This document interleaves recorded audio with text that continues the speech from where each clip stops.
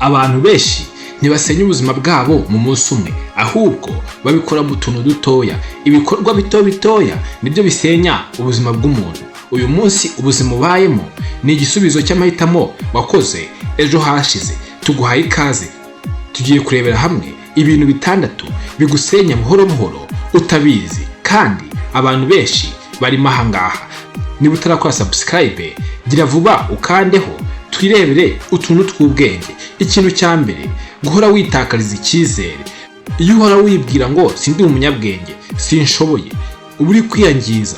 Hindura amagambo yawe, aho kuvuga ngo sinshoboye ahubwo uvuge ko uri kwiga. Ikintu cya kabiri, kwigira umuntu udashaka ubufasha, ukumva wifashije igihe cyose, ukumva nta bufasha ukeneye. Abantu benshi bamenyereye kwihagararaho ku buryo batemera gufashwa.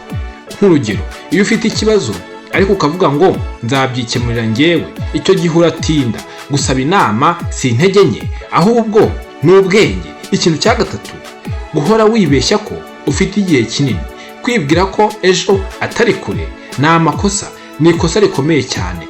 Uvuga ngo uzatangira kwiyubaka ejo, amezi akagenda, icyo gihe uba uri kwicira ubuzima gahoro gahoro. Tangira uyu munsi, niyo byaba bike ariko utangire.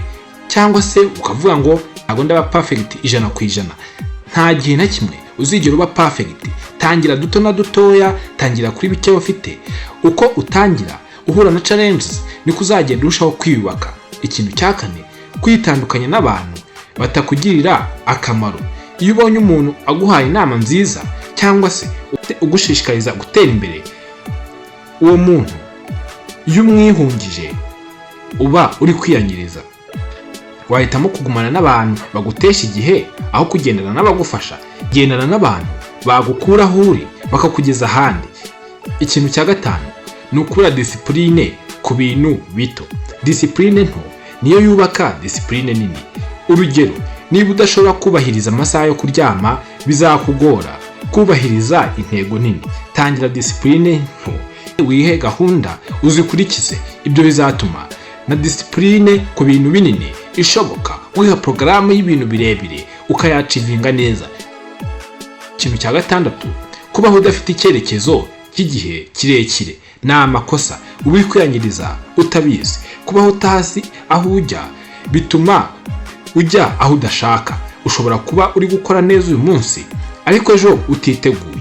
Banza wowe ubwawe wihe intego. Uvuga uti ndashaka kuba nde mu myaka 5, nshaka kugera kuki mu mwaka umwe.